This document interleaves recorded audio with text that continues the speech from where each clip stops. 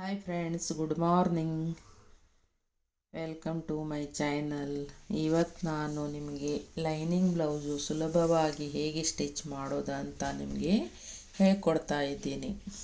ಈಗ ನೋಡಿ, ಲೈನಿಂಗನ್ನು ಅಟ್ಯಾಚ್ ಮಾಡಿಕೊಂಡು ನಾನು ಸ್ಟಿಚ್ ಮಾಡ್ತಾ ಇದ್ದೀನಿ. ಈ ಲೈನಿಂಗ್ ಅಟ್ಯಾಚ್ ಮಾಡಿಕೊಂಡು ಸುತ್ತಲೂ ಬಾಡಿ ಫುಲ್ ಒಂದು ಸಲ ಸ್ಟಿಚ್ ಹಾಕೋಬೇಕು. ಹೀಗೆ ಮಾಡೋದ್ರಿಂದ ಹೊಲಿಯೋದಕ್ಕೆ ತುಂಬ ಈಸಿ ಆಗುತ್ತೆ. ಬಟ್ಟೆ ಆ ಕಡೆ ಈ ಕಡೆ ಜಾರಬಾರ್ದು ಅಂಥೇಳಿ ಫಸ್ಟಿಗೆ ಎಲ್ಲ ಕಡೆ ಒಂದು ಸ್ಟಿಚ್ ಹಾಕ್ಕೊಂಡು ಆಮೇಲೆ ಸ್ಟಿಚ್ ಮಾಡಬೇಕು. ಈಗ ನೋಡಿ, ಇದೇ ಥರ ಎಲ್ಲನೂ ಕರೆಕ್ಟಾಗಿ ಹಿಡ್ಕೊಂಡು ಪೂರ್ತಿ ಬಾಡಿನ ಸ್ಟಿಚ್ ಮಾಡ್ಕೊಳ್ಳಿ. ಈ ಥರ ನಾನು ಇದೇ ಥರ ಕಟ್ ಮಾಡೋದು. ಫುಲ್ ಬಾಡಿ ಅಟ್ಯಾಚಲ್ಲೇ ಇರುತ್ತೆ ನಂದು ಬ್ಲೌಸ್ ಬಾಡಿ ಎಲ್ಲ. ಮುಂದಿನ ಭಾಗ ಬೇರೆ ಹಿಂದಿನ ಭಾಗ ಬೇರೆ ಅಂತ ಸ್ಟಿಚ್ ಮಾಡಲ್ಲ ನಾನು. ಪೂರ್ತಿಯಾಗಿ ಒಂದೇ ಸಲನ ಹಿಡ್ಕೊಂಡು ನಾನು ಸ್ಟಿಚ್ ಮಾಡ್ಕೋತೀನಿ. ಇದರಿಂದ ಏನು ಲಾಭ ಅಂದರೆ ತುಂಬ ಸಮಯ ವೇಸ್ಟ್ ಆಗಲ್ಲ, ಬೇಗ ಬ್ಲೌಸು ರೆಡಿ ಆಗುತ್ತೆ. ಹೀಗಾಗಿ ನಾನು ಇದೇ ಥರ ಕಟಿಂಗ್ ಮಾಡಿಕೊಂಡು ಹೊಲಿತೀನಿ. ಮತ್ತು ಆಮೇಲೆ ಎಕ್ಸ್ಟ್ರಾ ಬಟ್ಟೆ ಕಟ್ ಮಾಡೋದು ಆ ಥರ ಪ್ರಾಬ್ಲಮ್ ಏನೂ ಇರಲ್ಲ. ಈ ಥರ ಕಟ್ ಮಾಡಿದರೆ ಒಂದೇ ಸಲ ನೀಟಾಗಿ ಎಲ್ಲ ಕಟ್ ಮಾಡಿಕೊಂಡು ಇರ್ತೀನಿ ನಾನು. ಲೈನಿಂಗು ಮತ್ತು ಬ್ಲೌಸ್ ಪೀಸು ಕರೆಕ್ಟಾಗಿ ಅಳತೆಯಲ್ಲಿ ನಾನು ಕಟ್ ಮಾಡಿಕೊಂಡು ಸ್ಟಿಚ್ ಮಾಡ್ಕೋತೀನಿ. ಈಗ ನೋಡಿ, ಕರೆಕ್ಟಾಗಿ ಹಿಡ್ಕೊಂಡು ಒಂದು ಆ ಕಡೆ ಈ ಕಡೆ ಹೋಗದ ಹಾಗೆ ಕರೆಕ್ಟಾಗಿ ನೀಟಾಗಿ ಹಿಡ್ಕೊಂಡು ನೀವು ಸ್ಟಿಚ್ ಮಾಡ್ಕೊಳ್ಳಿ. ಈ ರೀತಿ ಮಾಡೋದ್ರಿಂದ ಬೇಗ ಬೇಗ ಬ್ಲೌಸು ರೆಡಿ ಮಾಡ್ಕೋಬೋದು. ಈಗ ನೋಡಿ, ನೆಕ್ ಭಾಗಕ್ಕೆ ನಾನು ಸ್ಟಿಚ್ ಹಾಕೋತಾ ಇದ್ದೀನಿ. ಹಿಡಿಯುವಾಗ ತುಂಬ ಕೇರ್ಫುಲ್ಲಾಗಿ ಆ ಕಡೆ ಈ ಕಡೆ ಬಟ್ಟೆ ಹೋಗದ ಹಾಗೆ ಕರೆಕ್ಟಾಗಿ ನೀಟಾಗಿ ಸ್ಟಿಚ್ ಮಾಡ್ಕೋಬೇಕು. ನೀವು ಬಿಗ್ನೆಸ್ ಆಗಿದ್ದರೆ ಯಾವುದೇ ಕಾರಣಕ್ಕೂ ನೀವು ಅವಸರ ಮಾಡ್ಕೋಬೇಡಿ. ನಿಧಾನವಾಗಿ ನೋಡಿಕೊಂಡು ಹೇಗೆ ಮಾಡಿದರೆ ಹೇಗಾಗುತ್ತೆ ಅಂತ ನೋಡಿಕೊಂಡು ನೀವು ಸ್ಟಿಚ್ ಮಾಡ್ಕೊಳ್ಳಿ. ಈಗ ನೋಡಿ, ಬಾಡಿ ಎಲ್ಲ ಸ್ಟಿಚ್ ಆಯಿತು. ಈಗ ನೋಡಿ, ಪೂರ್ತಿ ಬಾಡಿ ಸ್ಟಿಚ್ ಆಯಿತು. ಈಗ ನಾನು ಮುಂದಿನ ಭಾಗಕ್ಕೆ ಟಕ್ಸ್ ಮಾರ್ಕ್ ಹಾಕ್ಕೊಳ್ಳೋದನ್ನು ನಿಮಗೆ ಹೇಳ್ತೀನಿ. ಇದು ವಿಡಿಯೋ ಲೆಂತಿ ಆಗುತ್ತೆ ಅಂತೇಳಿ ಸ್ವಲ್ಪ ಸ್ಪೀಡ್ ಇಟ್ಟಿದ್ದೀನಿ ನಾನು. ಮುಂದಿನ ಸಲ ನಿಮಗೆ ಟಕ್ಸ್ ಬಗ್ಗೆನೇ ಇನ್ನೊಂದು ವಿಡಿಯೋ ಮಾಡ್ತೀನಿ. ಇದು ನೋಡಿ, 2.5 ಇಂಚು ಟಕ್ಸ್ ಇದು ಕೆಳಗಿಂದು. ಇದು 1 ಇಂಚು ಗ್ಯಾಪ್ ಇರಬೇಕು ಎಲ್ಲ ಟಕ್ಸು. ಇದ್ರ ಬಗ್ಗೆನೇ ನಾನು ನಿಮಗೆ ಇನ್ನೊಂದು ವಿಡಿಯೋ ಮಾಡ್ತೀನಿ. ಬೇಕೋ ಬೇಡ ಅಂತ ನೀವು ಕಮೆಂಟ್ ಮಾಡಿ ತಿಳಿಸಿ. ನಾನು ಅದ್ರ ಬಗ್ಗೆನೇ ಇನ್ನೊಂದು ವಿಡಿಯೋ ಮಾಡಿ ಹಾಕ್ತೀನಿ. ಈಗ ಬ್ಲೌಸ್ ಹೇಗೆ ಸ್ಟಿಚ್ ಮಾಡ್ಕೊಳ್ಳೋದು ಅಂತ ಕರೆಕ್ಟಾಗಿ ನೀವು ನೋಡ್ಕೊಳ್ಳಿ. ಈ ಥರ ಮಾರ್ಕ್ ಹಾಕ್ಕೊಂಡು ತುಂಬ ಸುಲಭವಾಗಿ ನೀವು ಆರಾಮಾಗಿ ಸ್ಟಿಚ್ ಮಾಡ್ಕೋಬಹುದು. ಈಗ ಮುಂದಿನ ಭಾಗ ಕಟ್ ಮಾಡ್ಕೊಂಡಿದ್ದೀನಿ. ಈಗ ನೋಡಿ, ಭುಜ ಸ್ಟಿಚ್ ಮಾಡ್ಕೋಬೇಕು. ಫಸ್ಟು ಭುಜ ಸ್ಟಿಚ್ ಮಾಡ್ಕೋಬೇಕು. ಯಾವುದೇ ಕಾರಣಕ್ಕೂ ಬೇರೆ ಪಾರ್ಟ್ಸು ಸ್ಟಿಚ್ ಮಾಡಬೇಡಿ. ಫಸ್ಟ್ ಭುಜ ಸ್ಟಿಚ್ ಮಾಡ್ಕೊಳ್ಳಿ. ಡಬಲ್ ಹೊಲಿಗೆ ಹಾಕ್ಕೊಳ್ಳಿ. ಒಂದೇ ಸಿಂಗಲ್ ಹೊಲಿಗೆ ಹಾಕಬೇಡಿ, ಡಬಲ್ ಹೊಲಿಗೆ ಹಾಕಿ. ಈಗ ನೋಡಿ, 2.5 ಇಂಚ್ ಟಕ್ಸು ಫಸ್ಟ್ ಹೊಲ್ಕೋಬೇಕು.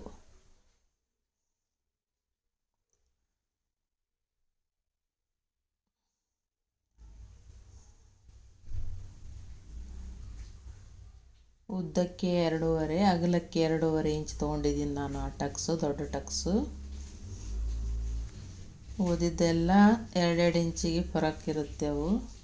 ನಿಮಗೆ ಅದ್ರ ಬಗ್ಗೆ ಇನ್ನೊಂದು ಸಲ ನಾನು ವಿಡಿಯೋ ಮಾಡಿ ಹಾಕ್ತೀನಿ. ಈಗ ನಿಮಗೆ ಅವಸರದಲ್ಲಿ ಅರ್ಥ ಆಗಲ್ಲ ಅದು. ಸ್ಟಿಚ್ ಮಾಡ್ಕೊಳ್ಳೋದಷ್ಟೇ ನೀವು ನೋಡ್ಕೊಳ್ಳಿ. ಈಗ ನಿಮಗೆ ಬೇಕೇ ಅಂದರೆ ನಾನು ಕಮೆಂಟ್ ಮೂಲಕ ಹೇಳಿ ನಾನು ಹಾಕ್ತೀನಿ ಅದ್ರ ಬಗ್ಗೆ ವಿಡಿಯೋನ. ಈ ಒಂದೇ ಇದರಲ್ಲಿ ಎಲ್ಲ ಡಿಟೇಲಾಗಿ ತೋರಿಸ್ಬೇಕಂದ್ರೆ ವಿಡಿಯೋ ತುಂಬ ಲೆಂತಿ ಆಗುತ್ತೆ, ತೋರಿಸೋದಕ್ಕಾಗಲ್ಲ. ಅದು ಸಪ್ರೇಟಾಗಿ ತೋರಿಸಿದರೆ ಚೆನ್ನಾಗಿ ಅರ್ಥ ಆಗುತ್ತೆ. ಹೀಗಾಗಿ ನಾನು ಸ್ವಲ್ಪ ಬ್ಲೌಸ್ ಹೊಲಿದಿದ್ದನ್ನು ಸ್ಪೀಡಾಗಿ ಇಟ್ಟಿದ್ದೀನಿ, ಲೆಂತಿ ಆಗುತ್ತೆ ಅಂಥೇಳಿ. ಈಗ ನೋಡಿ ಎಲ್ಲ ಟಕ್ಸ್ ಹಾಕೋತಾ ಇದ್ದೀನಿ. ಈಗ ನೋಡಿ ಟಕ್ಸ್ ಹಾಕಿ ಆಯಿತು, ಮುಂದಿನ ಭಾಗದ ಟಕ್ಸು ಆಯಿತು. ಈಗ ನೋಡಿ ಎಷ್ಟು ನೀಟಾಗಿ ಬಂದಿದೆ ನೋಡಿ. ಈಗ ಕ್ರಾಸ್ ಬೆಲ್ಟನ್ನು ಸ್ಟಿಚ್ ಮಾಡ್ಕೋಬೇಕು. ಈಗ ಫಸ್ಟ್ ನೀವು ಯಾವ ರೀತಿ ಎಲ್ಲ ಪಾರ್ಟ್ಸು ಯಾವ್ಯಾವ ರೀತಿ ಹೊಲ್ಕೋಬೇಕು ಅನ್ನೋದನ್ನು ನೀವು ತಿಳ್ಕೊಳ್ಳಿ. ನಿಮಗೆ ತುಂಬ ಈಸಿ ಆಗುತ್ತೆ ಹೊಲಿಯೋದು. ಯಾವ ರೀತಿ ಹೊಲಿಯೋದಂತ ಅರ್ಥ ಮಾಡಿಕೊಂಡ್ರೆ ಮಾತ್ರ ಬ್ಲೌಸು ನಿಮಗೆ ಸ್ಟಿಚ್ ಮಾಡೋದಕ್ಕೆ ಈಸಿ ಆಗುತ್ತೆ. ಅದೇ ನೀವು ತಿಳ್ಕೊಳ್ಳಿಲ್ಲ ಅಂದರೆ ನಿಮಗೆ ಎಲ್ಲ ಕನ್ಫ್ಯೂಸ್ ಆಗಿಬಿಡುತ್ತೆ. ಹೀಗಾಗಿ ನೀವು ಯಾವ್ಯಾವ ಪಾರ್ಟ್ಸು ಯಾವಾಗ ಹೊಲಿಬೇಕು ಅಂತ ಫಸ್ಟು ತಿಳ್ಕೊಳ್ಳಿ. ಈಗ ನೋಡಿ ಕ್ರಾಸ್ ಬೆಲ್ಟು ಸ್ಟಿಚ್ ಮಾಡ್ತಾಯಿದ್ದೀನಿ ನೋಡಿ. ಇದು ಬಟ್ಟೆನ ನಾನು ಲೈನಿಂಗ್ ಬಟ್ಟೆ ಡಬಲ್ ಹಾಕೋತೀನಿ ನಾನು, ಯಾಕಂದರೆ ಅದು ತುಂಬ ತೆಳ್ಳಗಿರುತ್ತಲ್ಲ, ಹೀಗಾಗಿ ಕರೆಕ್ಟ್ ಬರಲ್ಲ ಕ್ರಾಸ್ ಬೆಲ್ಟ್. ಹೀಗಾಗಿ ನಾನು ಡಬಲ್ ಇಟ್ಕೊಂಡೇ ಹೊಲಿತೀನಿ. ಅದನ್ನು ನಾನು ಸುತ್ತಲೂ ಸ್ಟಿಚ್ ಹಾಕೋತೀನಿ ಫಸ್ಟು ನೋಡಿ. ಇದು ಈ ಥರ ಮಾಡಿಕೊಂಡು ಈಗ ನಾನು ಅದಕ್ಕೆ ಅಟ್ಯಾಚ್ ಮಾಡಿಕೊಂಡು ಕ್ರಾಸ್ ಬೆಲ್ಟನ್ನು ಸ್ಟಿಚ್ ಮಾಡ್ಕೋತಾ ಇದ್ದೀನಿ. ಇದೆಲ್ಲ ಬೇರೆ ಬೇರೆ ಪಾರ್ಟ್ಸು ಒಂದೊಂದು ಸಲ ನಿಮಗೆ ತೋರಿಸಿದ್ರೆ ಅರ್ಥ ಆಗುತ್ತೆ ತುಂಬ ಚೆನ್ನಾಗಿ. ಈ ಒಟ್ಟಿಗೆ ಅಂದರೆ ನಿಮಗೆ ಅಷ್ಟು ಚೆನ್ನಾಗಿ ಅರ್ಥ ಆಗಲ್ಲ. ಇವೆಲ್ಲನೇ ಬೇರೆ ಬೇರೆ ಪಾರ್ಟ್ಸ್ ನಾನು ನಿಮಗೆ ಹಾಕ್ತೀನಿ ಮತ್ತು ಆವಾಗ ನೀವು ಚೆನ್ನಾಗಿ ನೋಡ್ಕೊಳ್ಳಿ. ಈಗ ನೋಡಿ ಕ್ರಾಸ್ ಬೆಲ್ಟು ಅಟ್ಯಾಚ್ ಮಾಡಿಕೊಂಡು ಆಯಿತು. ಈಗ ತಿರುಗಿಸ್ಕೋಬೇಕು ಅದನ್ನು ನೋಡಿ. ಎಷ್ಟು ಚೆನ್ನಾಗಿ ಬಂತು ನೋಡಿ. ಸ್ಟಿಚ್ ಹಾಕಿದ್ದೇ ಗೊತ್ತಾಗಲ್ಲ, ಅಷ್ಟು ನೀಟಾಗಿ ಬರುತ್ತೆ ಈ ಥರ ಹೊಲಿದ್ರೆ. ಈಗ ನೋಡಿ ನಾನು ಹುಕ್ಸ್ ಪಟ್ಟಿನ ಹಚ್ಕೋತಾ ಇದ್ದೀನಿ. ಒಂದು 2 ಇಂಚ್ ಪಟ್ಟಿನ ಕಟ್ ಮಾಡಿ ಲೈನಿಂಗ್ ಬಟ್ಟೆ ಕಟ್ ಮಾಡಿಕೊಂಡು ಅಟ್ಯಾಚ್ ಮಾಡ್ಕೋಬೇಕು. ಆಮೇಲೆ ಅದರ ಮೇಲೆ ಒಂದು ಸ್ಟಿಚ್ ಹಾಕ್ಕೋಬೇಕು ಈ ಥರ. ಆಮೇಲೆ ಹೊಳಿಸ್ಕೊಂಡು ಇದು ಮಡಚಿ ಹೀಗೆ ಸ್ಟಿಚ್ ಮಾಡ್ಕೋಬೇಕು. ಕರೆಕ್ಟಾಗಿ ಫಸ್ಟು ಇಟ್ಕೊಳ್ಳಿ, ಎಲ್ಲೂ ನೀರಿಗೆ ಏನೂ ಬರದ ಹಾಗೆ ಕರೆಕ್ಟ್ ನೀಟಾಗಿ ಇಟ್ಕೊಳ್ಳಿ ನೀವು ನೋಡಿ. ಈಗ ಹುಕ್ಸ್ ಪಟ್ಟಿ ರೆಡಿ ಆಯಿತು ನೋಡಿ. ಈಗ ನಾವು ಇದನ್ನು ತಿರುಗಿಸ್ಕೊಂಡು ಕಾಜು ಪಟ್ಟಿನ ಮಾಡ್ಕೋಬೇಕು. ಕಾಜು ಪಟ್ಟಿಗೆ ಒಂದು 2.5 ಅಷ್ಟು ಅಗಲ ಬಟ್ಟೆ ತಗೋಬೇಕು. ಒಂದು ಬ್ಲೌಸ್ ಪೀಸು, ಒಂದು ಲೈನಿಂಗ್ ಪೀಸು, ಎರಡನ್ನು ತಗೊಂಡು ಅಟ್ಯಾಚ್ ಮಾಡ್ಕೋಬೇಕು.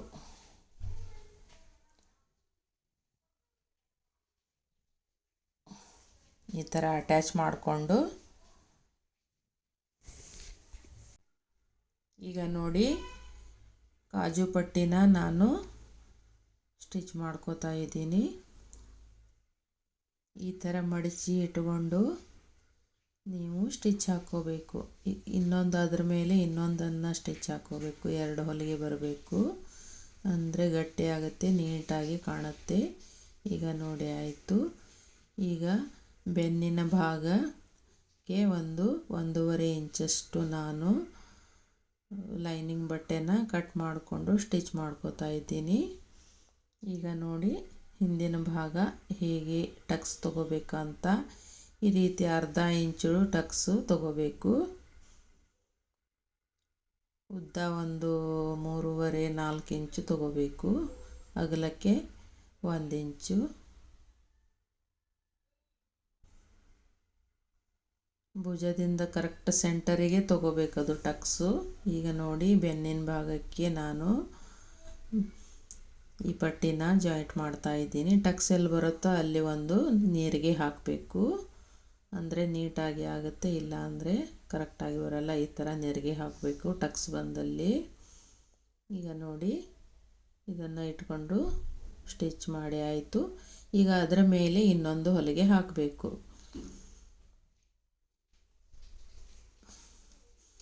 ಈ ಥರ ನೀವು ಪ್ರತಿಯೊಂದನ್ನು ನೀವು ನೋಡಿಕೊಂಡು ತಿಳ್ಕೊಂಡ್ರೆ ನಿಮಗೆ ಆಗ ಬ್ಲೌಸು ಸ್ಟಿಚ್ ಮಾಡೋದು ತುಂಬ ಈಸಿ ಆಗುತ್ತೆ. ನೋಡಿ ಈಗ ಬ್ಯಾಕ್ ಪಾರ್ಟು ರೆಡಿ ಆಯಿತು. ಈಗ ನೋಡಿ ನೆಕ್. ಈಗ ನಾನು ಇದನ್ನು ಕ್ರಾಸ್ ಆಗಿ ಕಟ್ ಮಾಡಿ 3 ಪೀಸನ್ನು ಇಟ್ಕೊಂಡಿದ್ದೀನಿ. ಉದ್ದ ಇರೋದನ್ನು 3 ಪೀಸು ಕಟ್ ಮಾಡಿ ಇಟ್ಕೊಂಡಿದ್ದೀನಿ. ಈಗ ಈ ಕ್ರಾಸ್ ತೊಗೊಂಡು ನಾನು ಸ್ಟಿಚ್ ಮಾಡ್ಕೋತಾ ಇದ್ದೀನಿ. ನೋಡಿ ಯಾವ ರೀತಿ ಜಾಯಿಂಟ್ ಮಾಡ್ಕೋಬೇಕು ಅಂತ. ಈ ರೀತಿ ನಾನು ಸ್ಟಿಚ್ ಮಾಡ್ಕೊಂಡಿದ್ದೀನಿ. ಈಗ ಇದನ್ನು ಮಡಚ್ಕೊಂಡು ಕರೆಕ್ಟಾಗಿ ಹೊಲಿಗೆ ಹಾಕ್ಕೋಬೇಕು. ಇದು ನಾನು 1/4 ಇಂಚಷ್ಟು ಅಗಲ ಬಟ್ಟೆ ತೊಗೊಂಡಿದ್ದೀನಿ. ಈಗ ನೀವು ಅದನ್ನು ಮಡಚ್ಕೊಂಡು ನೀಟಾಗಿ ಹೊಲ್ಕೋಬೇಕು. ನೋಡಿ ಈ ಥರ ಸ್ಟಿಚ್ ಮಾಡ್ಕೋಬೇಕು. ಆಮೇಲೆ ಈಗ ಕರೆಕ್ಟಾಗಿ ಹುಕ್ಸ್ ಪಟ್ಟಿ ಮತ್ತು ಕಾಜು ಪಟ್ಟಿ ಕರೆಕ್ಟಾಗಿ ಅಳತೆ ನೋಡ್ಕೋಬೇಕು. ಏನಾದರೂ ಸ್ವಲ್ಪ ಹೆಚ್ಚು ಕಮ್ಮಿ ಇದ್ದರೆ ಅಲ್ಲಿ ನೀವು ಕರೆಕ್ಟಾಗಿ ಮಾರ್ಕ್ ಹಾಕ್ಕೋಬೇಕು. ಈಗ ನೋಡಿ ನಾನು ಪೈಪಿಂಗ್ ಪಟ್ಟಿನ ಸ್ಟಿಚ್ ಮಾಡ್ತಾ ಇದ್ದೀನಿ. ಇದನ್ನು ಒಂದೇ ಲೆವೆಲ್ ಆಗಿ ಸ್ಟಿಚ್ ಮಾಡ್ಕೋಬೇಕು. ಸ್ವಲ್ಪನೂ ಆ ಕಡೆ ಈ ಕಡೆ ಹೋಗದ ಹಾಗೆ ಕರೆಕ್ಟಾಗಿ ಒಂದೇ ಲೆವೆಲಲ್ಲಿ ಪೂರ್ತಿಯಾಗಿ ಸ್ಟಿಚ್ ಮಾಡ್ಕೋಬೇಕು. ಈಗ ನೋಡಿ ಆಯಿತು. ಸ್ಟಿಚ್ ಮಾಡಿಕೊಂಡು ಈಗ ಇದನ್ನು ಎಕ್ಸ್ಟ್ರಾ ಇರೋ ಬಟ್ಟೆನ ಕಟ್ ಮಾಡ್ಕೋಬೇಕು. ಈಗ ನೋಡಿ ಸಣ್ಣದಾಗಿ ಮಡಚಿಕೊಂಡು ಒಂದೇ ಲೆವೆಲಾಗಿ ನೀಟಾಗಿ ನೀವು ಪೈಪಿಂಗ್ ಮಾಡ್ಕೋತಾ ಬರಬೇಕು. ನೋಡಿ ಸಣ್ಣದಾಗಿ ಹಿಡ್ಕೊಂಡು ಆ ಪೈಪಿಂಗ್ ಮಧ್ಯದಲ್ಲೇ ಅದು ದಾರ ಬರಬೇಕು. ಆ ಕಡೆ ಈ ಕಡೆ ಬರಬಾರ್ದು. ನೀವು ಥ್ರೆಡ್ ಪೈಪಿಂಗ್ ಹೇಗೆ ಮಾಡ್ತೀರೋ ಥ್ರೆಡ್ ಹಾಕ್ಕೊಂಡು ಅದೇ ರೀತಿ ಬರುತ್ತೆ ಅದು.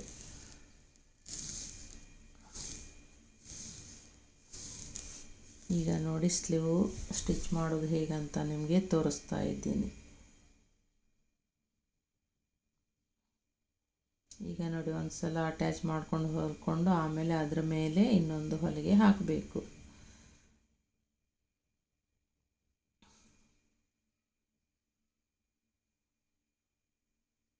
ಈಗ ನೋಡಿ ಸ್ಲೀವ್ ಸ್ಟಿಚ್ ಮಾಡಿಕೊಂಡು ಆಯಿತು.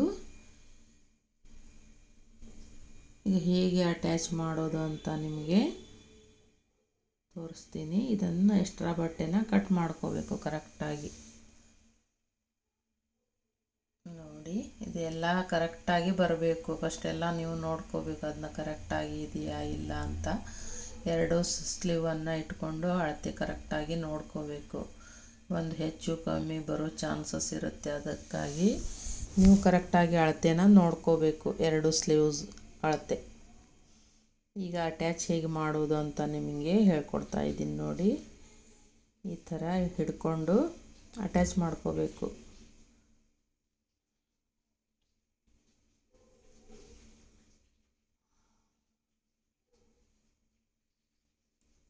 ನೋಡಿ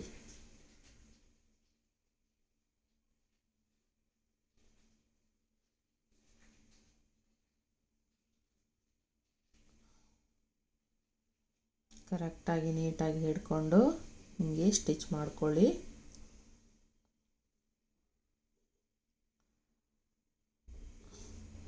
ಅದರ ಮೇಲೆ ಇನ್ನೊಂದು ಹೊಲಿಗೆ ಹಾಕ್ಕೊಳ್ಳಿ. ಎಲ್ಲ ಪಾರ್ಟ್ಸು ನೀವು ಡಬಲ್ ಹೊಲಿಗೆ ಹಾಕ್ಕೊಂಡೆ ಸ್ಟಿಚ್ ಮಾಡಬೇಕು. ಯಾವುದೇ ಕಾರಣಕ್ಕೂ ಸಿಂಗಲ್ ಹೊಲಿಗೆಯಲ್ಲಿ ಹೊಲಿಬೇಡಿ. ಯಾಕಂದರೆ ಅದು ಬಿಚ್ಕೊಳ್ಳೋ ಚಾನ್ಸ್ ಇರುತ್ತೆ. ಹೀಗಾಗಿ ನೀವು ಯಾವಾಗಲೂ ಡಬಲ್ ಸ್ಟಿಚ್ಚೇ ಹಾಕ್ಕೊಳ್ಳಿ. ಈಗ ನೋಡಿ ಸ್ಟಿಚ್ ಮಾಡಿಕೊಂಡು ಆಯಿತು ಸ್ಲೀವು. ಈಗ ಫಿಟ್ಟಿಂಗ್ ಮಾಡ್ತಾ ಇದ್ದೀನಿ.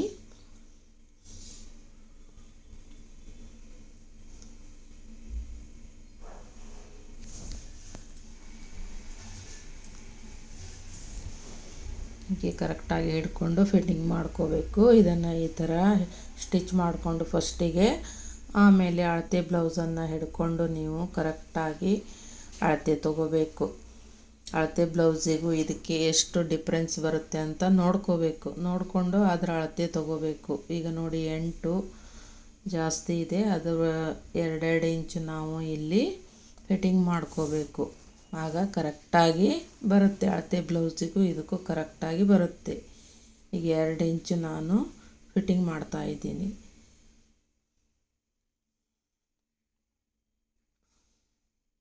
ಅಳತೆ ಬ್ಲೌಸ್ ಪ್ರಕಾರನೇ ನೀವು ಫಿಟ್ಟಿಂಗ್ ಮಾಡಬೇಕು. ಅವ್ರದ್ದು ಅಳತೆ ಬ್ಲೌಸ್ ಎಷ್ಟಿರುತ್ತೋ ಅಷ್ಟು ನೋಡಿ ನೀವು ಕರೆಕ್ಟಾಗಿ ಫಿಟ್ಟಿಂಗ್ ಮಾಡ್ಕೋಬೇಕು. ಈಗ ಫಿಟ್ಟಿಂಗಿಗೆ ಒಂದು 4ರಿಂದ 5 ಹೊಲಿಗೆ ಹಾಕ್ಕೋಬೇಕು.